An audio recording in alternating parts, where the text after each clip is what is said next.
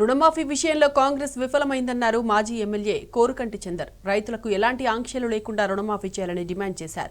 రేవంత్ రెడ్డి ఎన్నికల్లో ఇచ్చిన హామీలను తుంగలో తొక్కి రైతులకు అన్యాయం చేశారని మండిపడ్డారు.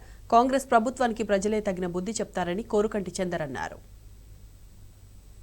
కాంగ్రెస్ ప్రభుత్వం ఎన్నికల సమయంలో అందరికీ రుణమాఫీ చేస్తామని మాట్లాడి ఈరోజు 40% మాత్రమే రుణమాఫీ చేసి రైతుల గుండెల్లో గుణపాలు దించినటువంటి రేవంత్ రెడ్డి ప్రభుత్వానికి బుద్ధి చెప్పాల్సినటువంటి సందర్భం వచ్చింది.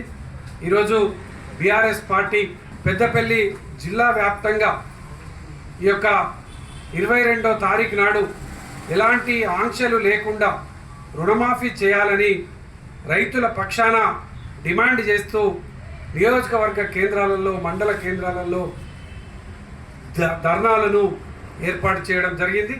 ఈ యొక్క ధర్నాలను విజయవంతం చేయడం కోసం రైతన్నులందరూ కూడా కదలి రావాలి, కదం తొక్కాలి. ఈ యొక్క ప్రభుత్వానికి బుద్ధి వచ్చేటువంటి విధంగా, బుద్ధి చెప్పేటువంటి విధంగా ఈ యొక్క కాంగ్రెస్ నాయకత్వాన్ని నిలదీయాలని కూడా ఈ సందర్భంగా నేను యావత్తు పెద్దపల్లి జిల్లాలో ఉన్నటువంటి రైతాంగానికి విజ్ఞప్తి చేస్తా ఉన్నాను.